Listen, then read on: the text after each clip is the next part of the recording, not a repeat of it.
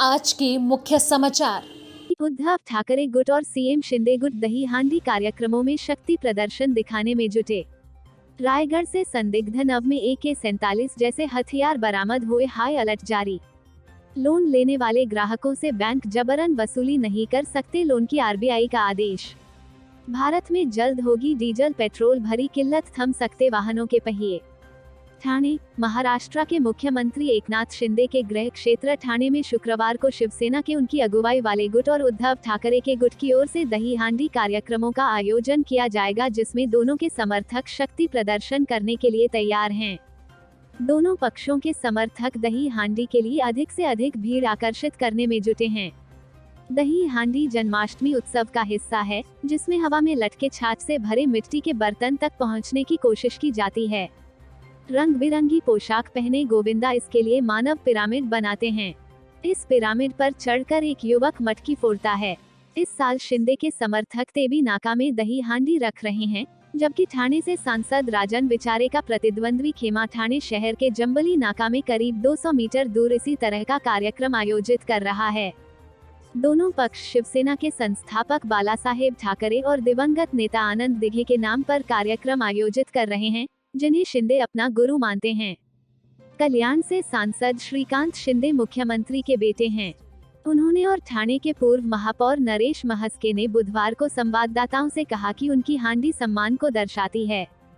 दूसरी ओर विचारे ने कहा कि उनकी हांडी वफादारी, एकता, संस्कृति और हिंदुत्व की आवाज को दर्शाती है। उत्सव के सुचारू संचालन के लिए शहर की पुलिस ने व्यापक बंदोबस्त किए हैं। श्रीकांत शिंदे और महास्के ने कहा कि ठाणे और मुंबई में होने वाले आयोजन की विजेता टीम को 2.51 लाख रुपए मिलेंगे। सांसद ने यह भी कहा कि वो दही हांडी को साहसिक खेल श्रेणी में शामिल कराने के लिए प्रयास करेंगे। विचारे ने कहा कि विजेता टीम को उनके कार्यक्रम में 1.11 लाख रुपए का पुरस्कार मिलेगा।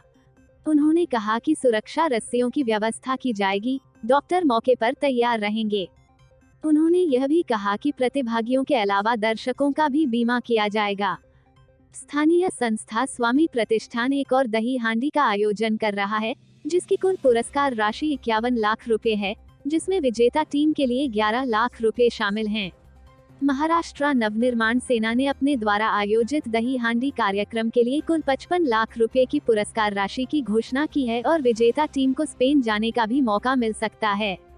ठाणे से शिवसेना विधायक प्रताप सरनाइक के एक संगठन द्वारा आयोजित किए जाने वाले एक और दही हांडी कार्यक्रम में कुल 21 लाख रुपए की पुरस्कार राशि है। मुंबई, महाराष्ट्र के रायगढ़ से संदिग्ध नाव मिली हैं।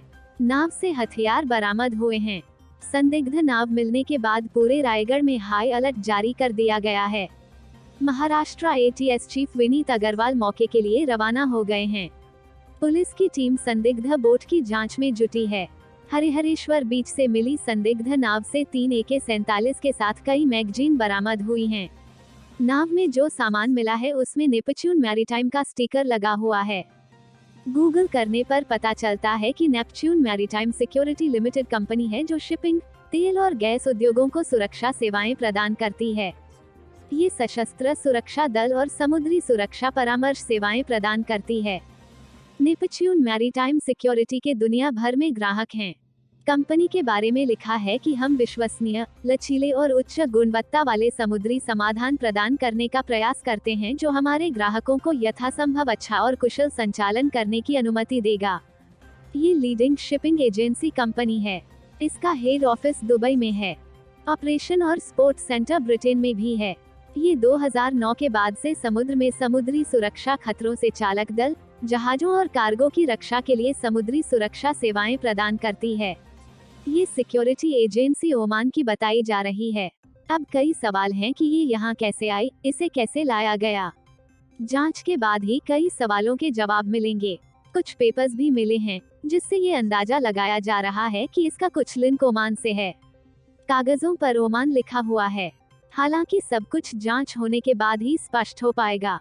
पुलिस ने कहा कि हरिहरेश्वर बीच पर एक अज्ञात नाव और रायगढ़ जिले के भारदखोल में एक लाइफ बोट मिली है। दोनों पर कोई मौजूद नहीं है। तटरक्षक बल और महाराष्ट्र मैरीटाइम बोर्ड को इसकी सूचना दे दी गई है। पुलिस विभाग आवश्यक कार्रवाई कर रहा है।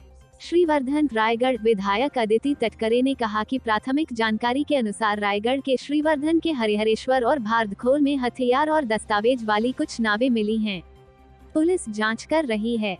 मैंने मुख्यमंत्री और उप मुख्यमंत्री से मांग की है कि एटीएस या स्टेट एजेंसी की स्पेशल टीम तत्काल नियुक्त की जाए। बोट के साथ कोई नहीं था, ऐसे में सवाल है कि किसने हथियार भेजे और कौन रिसीव करने वाला था। मुंबई, अगर आपने बैंक से लोन लिया है तो ये खबर आपके लिए पढ़ना जरूरी है। आरबीआई के इस आदेश से कई लोगों के चेहरे पर मुस्कान बिखर गई है। भारतीय रिजर्व बैंक ने तमाम बैंकों और वित्तीय संस्थानों के लिए एक नया सर्कुलर जारी किया है। इस आदेश में बैंकों से यह कहा गया है कि बैंक लोन लेने वाले ग्राहकों को धमकाने, प्रताड़ित करने, निजी डाटा के दुरुपयोग की घटनाओं को रोकें। आरबीआई ने अपने आदेश में साफ कहा है कि आपत्तिजनक मैसेज भेजने, सोशल मीडिया पर बदनामी करने की घटना को भी बैंक और अन्य संस्थान रोकें। दरअसल, हाल के महीनों में लोन ऐप्स वाले मामलों में रिकवरी एजेंट्स की मनमानी और जबरदस्ती के ढेरों मामले सामने आए हैं। इस नए सर्कुलर में आरबीआई ने यह भी कहा कि नियमों के अनुसार सुबह 8 बजे से पहले और शाम 7 बजे के बाद ग्राहकों को रिकवरी के लिए कॉल न किया जाए। साथ ही आरबीआई ने यह भी कहा कि संस्थाएं ठीक से रिकवरी एजेंट से नियमों का पालन कराएं। कस्टमर्स को परेशान करके इनसे वसूली न की जाए। इसमें यह भी कहा गया है कि बैंक कर्ज लेने वालों के रिश्तेदारों, जान पहचान के लोगों को भी तंग करने की घटनाओं को भी रोकें। आरबीआई का ये सर्कुलर सभी कॉमर्शियल बैंक, सभी non bank financial companies, asset reconstruction companies, all India financial institutions और सभी प्राइमरी अर्बन कोऑपरेटिव बैंकों पर लागू है। नई दिल्ली, दुनिया भर के देशों में पेट्रोलियम उत्पादों की मांग लगातार बढ़ रही है, जिससे यह माना जा रहा है कि बहुत जल्द भारत में भी पेट्रोल और डीजल जैसे पेट्रोलियम उत्पादों की मांग 2022 में 7.73% तक बढ़ सकती है। यह दुनिया के किसी भी देश की तुलना में सबसे तेजी से बढ़ने वाला आंकड़ा होगा। तेल निर्यातक देशों के संगठन ओपेक ने अपनी मंथली रिपोर्ट में कहा कि भारत में पेट्रोलियम प्रोडक्ट्स की रोजाना मांग 2021 में 47.7 लाख बैरल थी। इसके 2022 में बढ़कर 51.4 लाख बैरल प्रतिदिन होने का अनुमान है। चीन में 1.23%, अमेरिका में 3.39% और यूरोप में 4.62% के मुकाबले भारत में तेल की मांग में बढ़ोतरी दुनिया में सबसे तेज गति से होगी। गौरतलब है कि अमेरिका और चीन के बाद भारत दुनिया का तीसरा सबसे बड़ा तेल आयातक और उपभोक्ता देश है। ओपेक की रिपोर्ट में कहा गया है कि मानसून के आने के कारण मौजूदा साल की जुलाई-सितंबर तिमाही में तेल की मांग में गिरावट आएगी, लेकिन त्योहार और छुट्टियों के साथ अगली तिमाही में इसमें तेजी आएगी। भारत में औद्योगिक गतिविधियां भी प्री कोविड स्तर पर लौट आई हैं और इसके असर से देश में ईंधन की मांग और भी ज्यादा तेजी से बढ़ रही है, जिसके चलते यहां ज्यादा तेल की सप्लाई करने की जरूरत होगी। आंकड़ों के मुताबिक भारत को कच्चे तेल के आयात के मामले में जून में रूस सबसे बड़ा आपूर्तिकर्ता यानी सप्लायर बन गया है। जून में भारत के कुल तेल आयात में रूस की हिस्सेदारी 24% थी। वहीं इराक की हिस्सेदारी 21% और तीसरे नंबर पर 15% की हिस्सेदारी के साथ सऊदी अरब का स्थान रहा। Bureau report, Mumbai.